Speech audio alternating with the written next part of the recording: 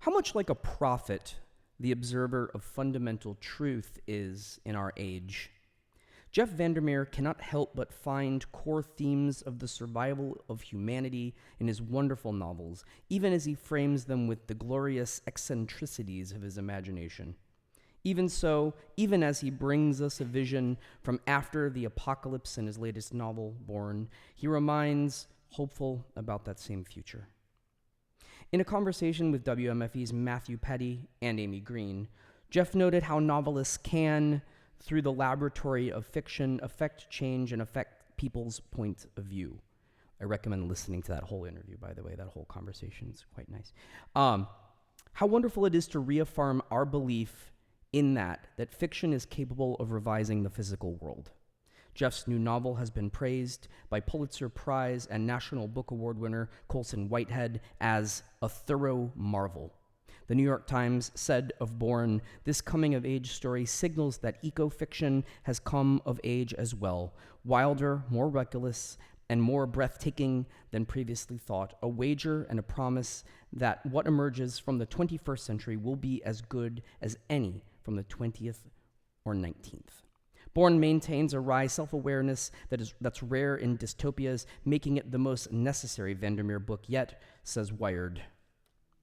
His New York Times best-selling Southern Reach trilogy has been translated into over 30 languages and made Entertainment Weekly's top 10 list. The first novel, Annihilation, won the Nebula Award and Shirley Jackson Award, was shortlisted for half a dozen more, and has been made into a movie that will be released by Paramount Pictures in 2018. His new novel, Born, which he will read from tonight, is the first release from Farrar, Straus and Giroix's new MCD imprint. The novel has also been optioned by Paramount, and it continues to explore themes related to the environment, animals, and our future. The New Yorker has called Jeff the Weird Thoreau, and he frequently speaks about issues related to climate change and storytelling, including at DePaul, MIT, and Vanderbilt.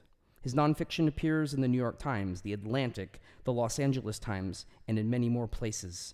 With his wife, he has edited many fiction anthologies, including The Big Book of Science Fiction. He lives in Tallahassee, Florida, with 2 cats, one of which, Neo, otherwise known as Massive Attack, provided the inspiration for the giant bear in Born. Jeff is a functionally literate favorite, and he's also one hell of a singer. Please welcome him now.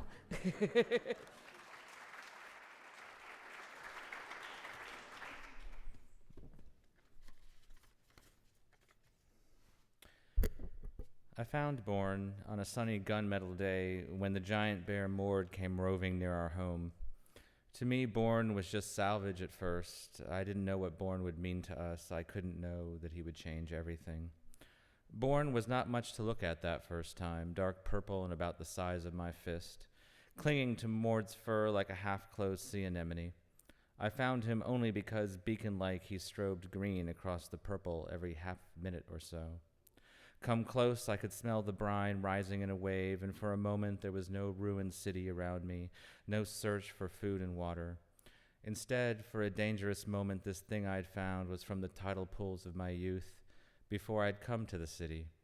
I could smell the pressed flower twist of the salt and feel the wind, knew the chill of the water rippling over my feet, the gruff sound of my father's voice, the upward lilt of my mother's, the honey warmth of the sand as I looked toward the horizon. If I'd ever lived on an island, if that had ever been true. Around me, Mord's body rose and fell with the tremors of his breathing, and I bent at the knees to keep my balance. Snoring and palsying in sleep, the great bear acting out a psychotic dream song. And there was Born defenseless. Names of people, of places meant so little, and so we had stopped burdening others by seeking them. The map of the old horizon was like being haunted by a grotesque fairy tale, something that when voiced came out not as words but as sounds in the aftermath of an atrocity. Anonymity amongst all the wreckage of the earth, this is what I sought, and a good pair of boots for when it got cold, and an old tin of soup half hidden in rubble. These things became blissful. How could names have power next to that?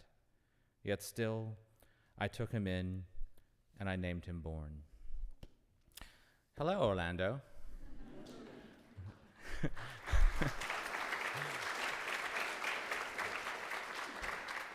That was the opening of my new novel, Born, which I'll return to in a second. But first, there are obviously some thank yous and some other business to take care of.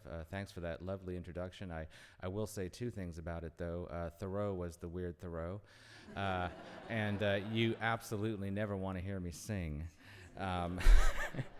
I also have kind of a social media experiment, which requires some painless audience participation. Are you up for it? Wow, you don't even know what it is. Well, at least one of you is really up for it. Usually I have the audience shout out something for me while I take videotape of it. In past tours, it's been I Blame VanderMeer, but there are so many people since that book tour that could be blamed besides me for various things that I've moved on. What I want you to shout out is, bears can't fly, or can they? It's relevant, trust me. Nervous laughter now, I got it. All right, ready at the count of three, and I'll try and get all of you out there in the darkness. 1, 2, 3. Bears can't fly, or can they? Wow, that's amazing. I think you believe not only in bears, but in bears that can fly.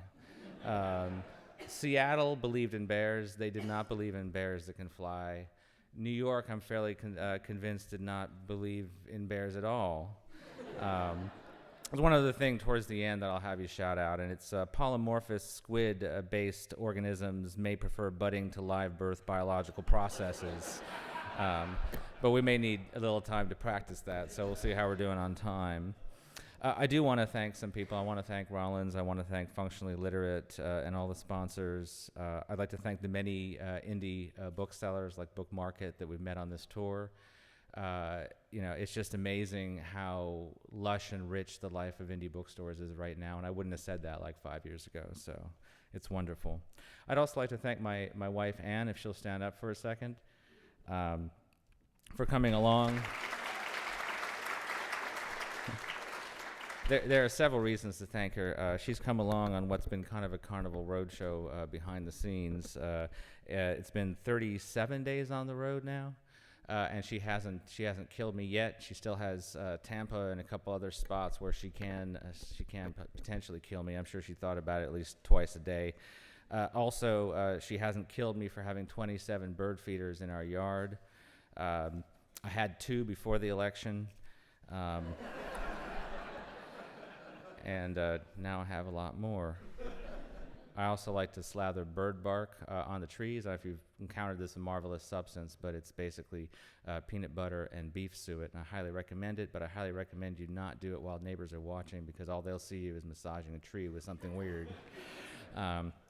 Before I get back to Born, one other last important announcement, and that is that this year, a percentage of all my speaking fees from these kinds of gigs goes to environmental causes. And for the spring, I've donated $5,000 to the local Apalachicola chapter of Riverkeeper in North Florida, and then something more widely known across the state, the Florida Wildlife Federation, which is fighting for Amendment 1 through a lawsuit. So all this helps, I hope, at least a little bit.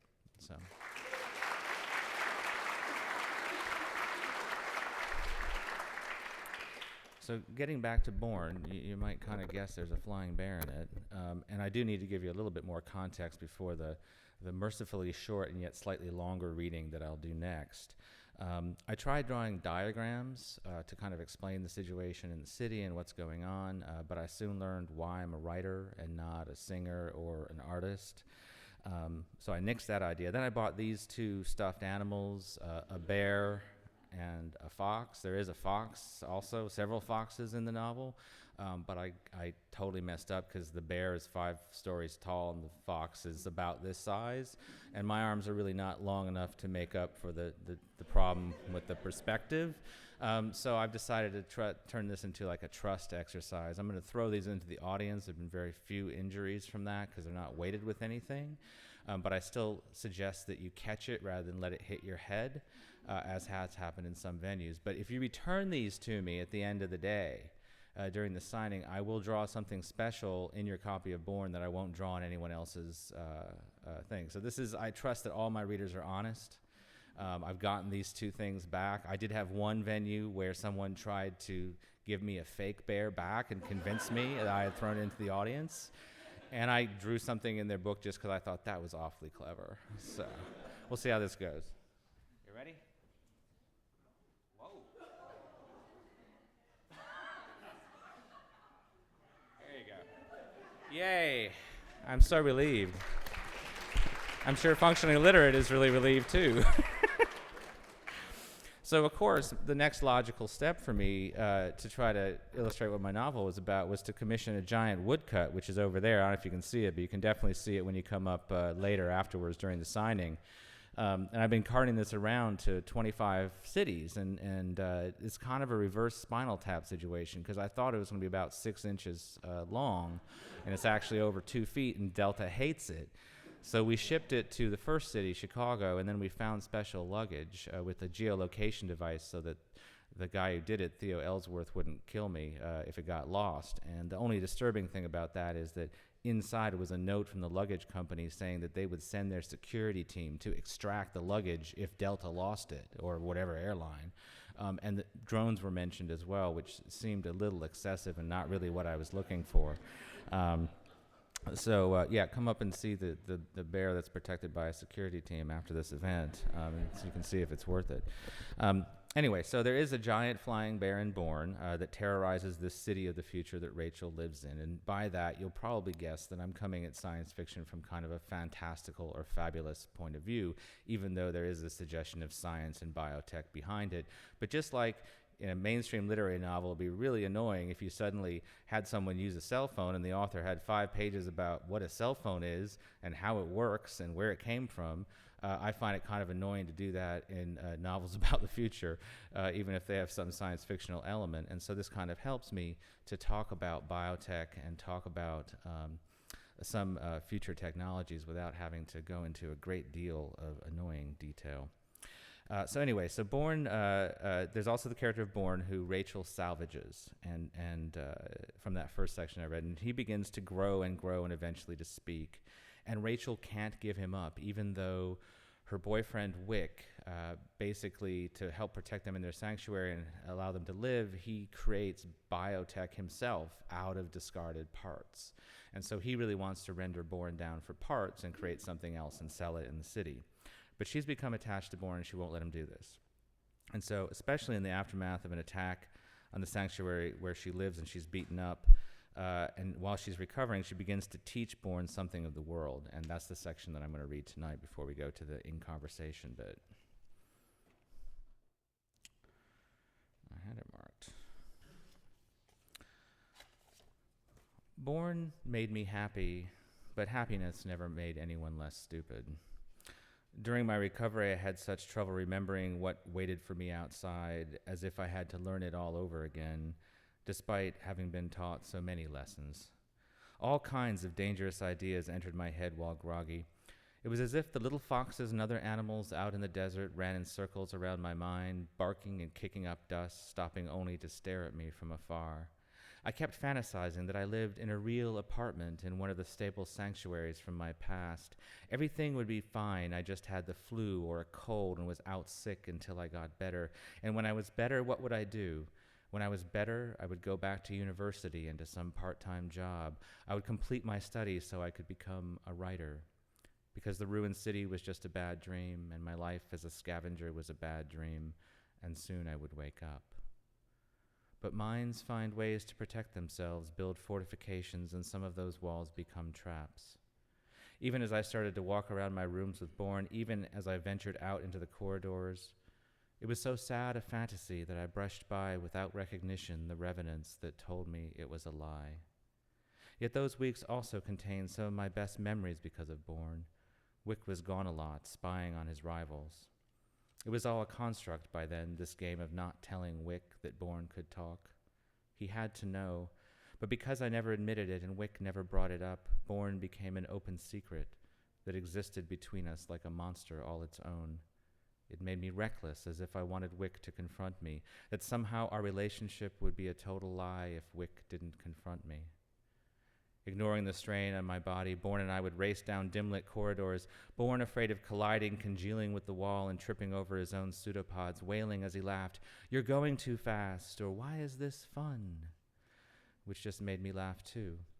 When you don't have to run and you have the chance to run for the hell of it, it becomes a strange luxury. Then we'd collapse at the end of the hall, and Bourne, in addition to his usual observation that he was hungry and needed a snack, would ask some of his questions. He never stopped asking them, as if he was really ravenous for the answers. "This dust is so dry. Why is dust so dry? Doesn't it need some wet for balance?"